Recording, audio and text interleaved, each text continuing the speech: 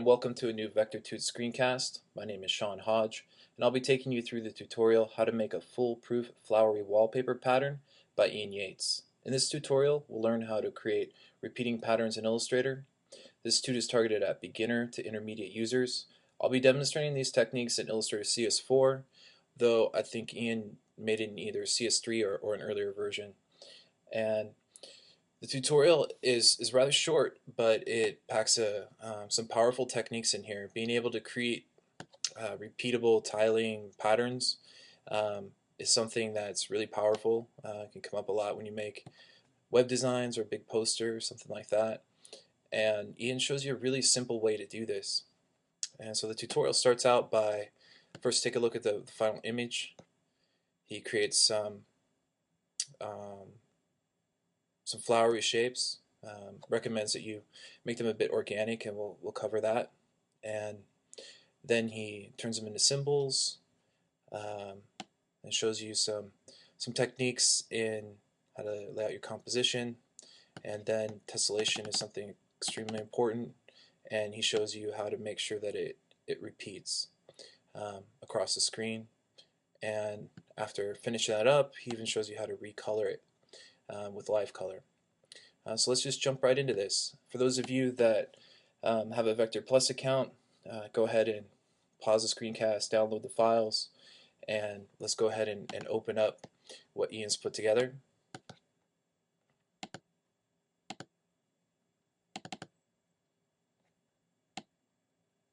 And here's Ian's file, and I'm gonna save some time. I'm gonna use some of these flowers that he's already got in this file. I mean, but I'm gonna show you how to make one flower, just so you get an idea of a quick way to do that. Just clearing everything out so we can get started. One thing Ian recommends is to create a few guides. So I'm just gonna go ahead and do that. I'm using the ellipse tool to create 3 circles. Hitting Command C to copy, Command F to paste in place. Then I'm holding Shift Option and dragging the size. And Shift Option keeps it right in place. So all 3 of these, if I select them all, are all there. Just double check. I've got 2 there. Let's make sure I got 1 more. I'm going to grab them all. Command X. Command 1 is going to center our document. Command V puts them all in place. Let's go down here, and yeah, that looks pretty good. So I'm going to make center a little smaller. Hold Shift Option again, shorten it down. I'm going to select it, go View, Make Guides, View Guides, Make Guides, and here's our guides. Go ahead and grab the ellipse tool. You just let's grab the ellipse tool, and we're going to draw a petal. Be any shape you really want. Put it somewhere near the X. Hit the R button to grab the rotate tool, and then hold down the Option key. Just going to drag it a little bit, and then hit Command D a bunch of times. Doesn't have to end up perfect, because what we actually want is this shape to be organic. So once you've done that, let's actually fill it in. Go ahead and fill the shape in. And then just randomly change things so that your flower ends up looking a bit more organic than it currently does.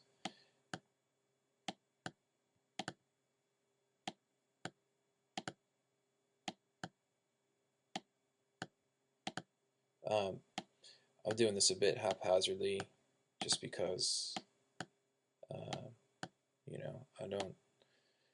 with this being a tutorial, I don't want to get too focused on it looking perfect, but rather that it looks good enough that you get the idea of how this is going. So I'll just reposition a few of these.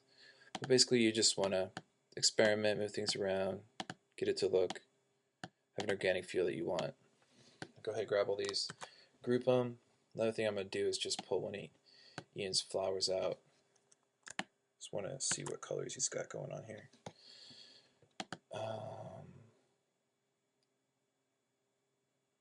Forgot how to flatten object, expand. There we go. Go ahead and expand it.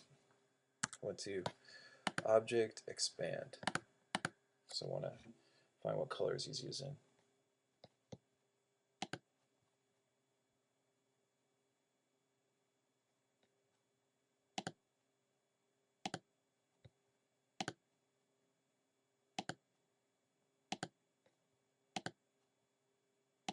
Just going to do this one more time.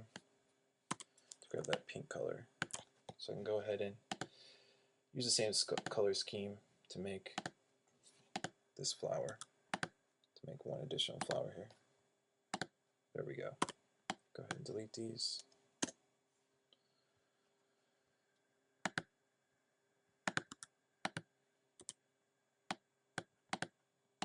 And go ahead and copy this, paste it in place. Command C, Command F. Yeah. And then hold down Shift and Option, which scales this down. And you can see I'm lining the tips up with our next circle, our next guide. And I'm just going to grab that pink color. I'm actually going to change the outside color to this color. Leave that pink. Now what I'm going to do is just, you see how what he's got going on here is like the pollen area. We're going to go ahead and, actually I want this a little bigger. Flowery inner part to be a little bit bigger.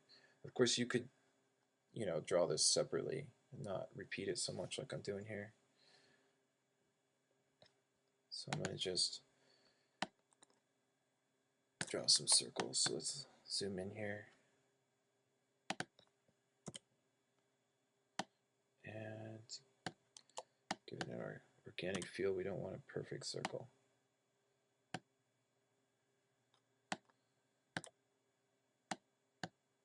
Looks like I must have it locked to the grid. Yeah, there we go. I had my grid locked, so I hit Shift Command and the parentheses. Or you can go here, View, Guides. Oh no, Snap to Grid. That was on. I turned that off.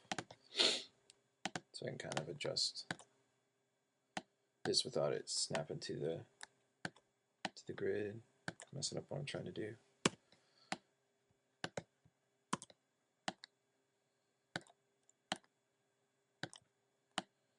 See, we're still keeping it within this guide.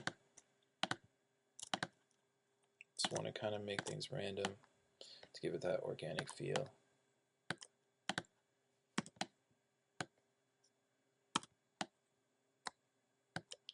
Just holding the Option key down as I drag these things. So I'm holding Shift and grab a bunch of them. Just kind of try to speed this up. You could always create a scatter brush if you wanted to get this done real quick.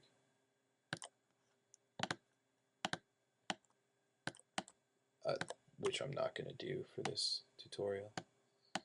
Just going to randomly move stuff around.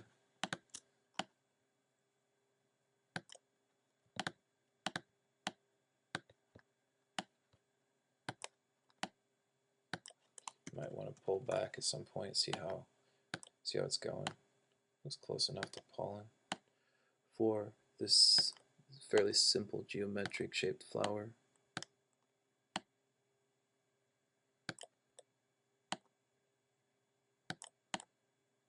And you see I threw this together really fast. You could always spend more time with it, get it to look great. Now go ahead and group it and drag it right over here into the symbols palette. Make sure it's selected as a graphic. And this is our 7th flower because Ian's already done 6, so I'll say flower 7. And now you can delete it. Let's also go to View, Guides, Clear Guides. Now we're ready to go ahead and start over. we're going to move on to creating the tile next. So go ahead and select the rectangle tool and click on the artboard. He's using 225 pixels square. Cut it. If your document's centered, just hit Command V and it's going to paste it right in the center. Give this no fill and copy it and then lock it. That's basically, we're going to unlock it at the end and it'll be in the back, and once we drag it over here, that's going to serve as a bounding box. But clearly you can't really see that, so what you do is you just hit Command F and it brings that right back, and then just go View, Guides, Make Guides. So now we know the area that we're working with, and go ahead and just paste it in there again and then give it a background color. So this is a space that we're working with. Now what we're going to do is go ahead and just build whatever you want for your tile that you want to repeat. I'm just getting all the flowers out here. And again, I'm going with speed rather than perfection. Looks like I made that one kind of big. Move it down. Basically, you see if I move this flower down here, and if you look at this flower, these are going to overlap. So you might as well just build it on one side to see how it's going to look together, which I don't like those colors together. So let's move this one over here.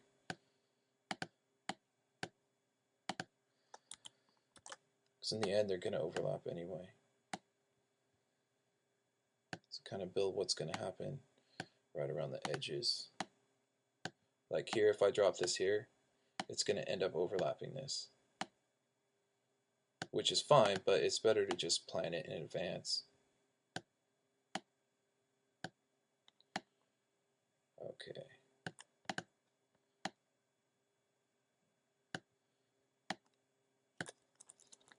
Let's just add some more randomness. Keep building up the pattern.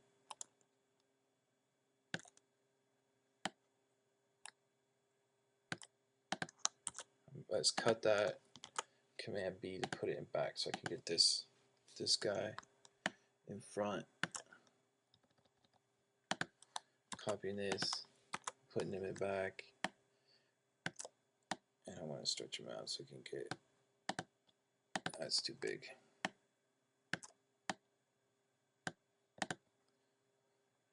Let's just keep working on this.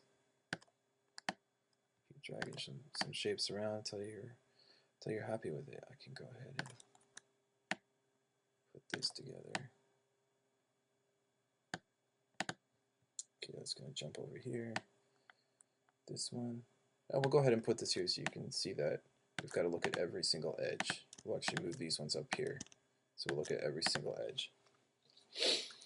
So let's start building up the edges. So go ahead and select these and go to, let me try to remember where it is. Object, Transform, Move. Make sure preview's on so we can see what we're doing. And actually, it's probably negative 225. Type in negative 225 there. You can see how it's jumping down.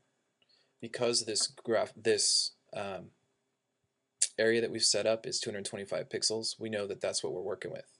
So if you've got this graphic overlapping the edge here, we're going to move it exactly that distance so that it matches up perfectly. So mathematically, it just all works out. And you can see that it's just copied that. So just to see how that works out, it's going to cut it right at this edge, approximately like this. So you can see how it's going to match up.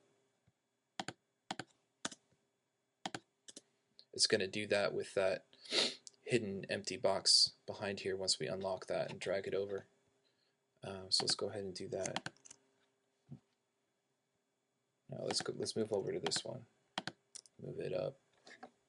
Object, Transform, Move. Yeah, this time it's a positive 225. 0 on the horizontal. And you can see the preview of that. Just hit OK. Whoops. I need to make a copy of it. So let's try that again.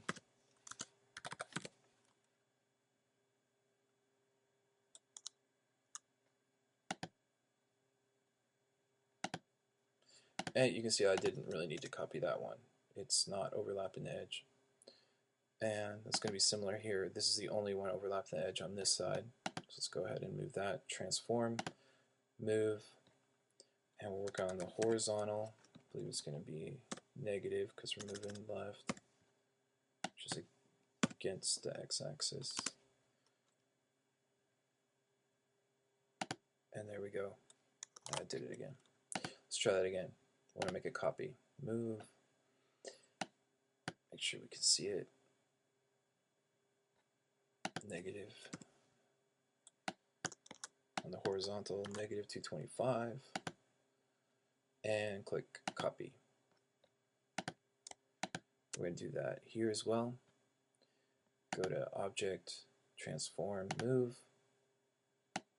This time it's a positive 225. And we hit copy. Now we've got our edges taken care of. If you want to shore up any of the design in the middle, you can go ahead and do that now.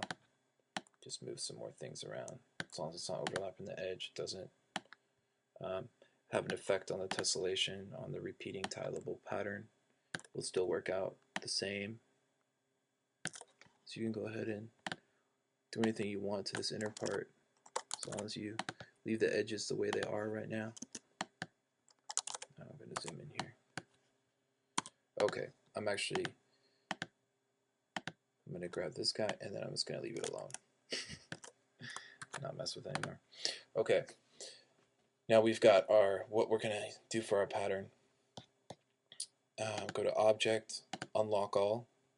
So what we've done is, actually it should be in back, but just in case you've just unlocked, if that's the only thing that you have locked, then it'll unlock that square back there. Go ahead and hit Command X and then Command B, which as long as you're just working on one layer, that's going to make sure it's in back. Now grab everything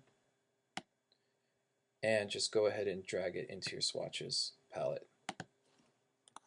Let's zoom out. It's probably too far, but just to give you an idea of how it works. Now let's zoom in here. And you can see that it is in fact working. Here's our pattern. See, it's tiling seamlessly.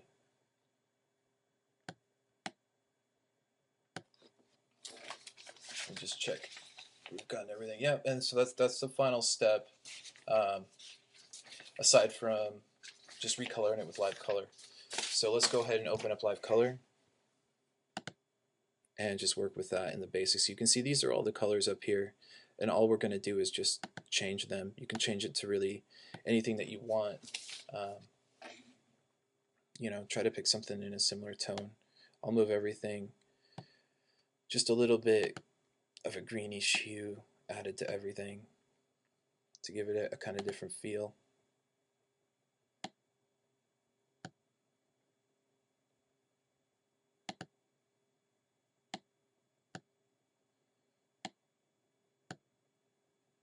Just moving one slider for the most part. Ooh, yeah, probably don't want to touch that. Oh, there we go. Add a little white there. Yeah, let's go ahead and make that white. And change that a bit more drastically. No, not that much. Okay, I was going to make it darker. Anyway, you can see you can just play with these sliders. Okay, there, I made that green. Play with this one a little bit more.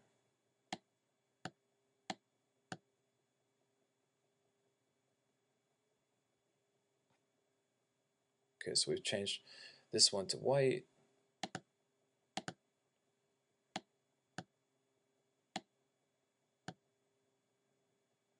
This one kind of off green. This one doesn't look like we changed it too much. But you can just keep going, change to anything you want. Just keep playing with these sliders.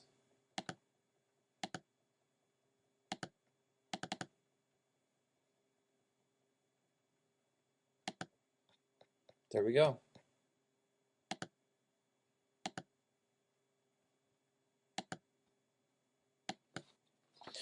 The last thing he indicates is that you can see how a new pattern is actually created in the swatches palette.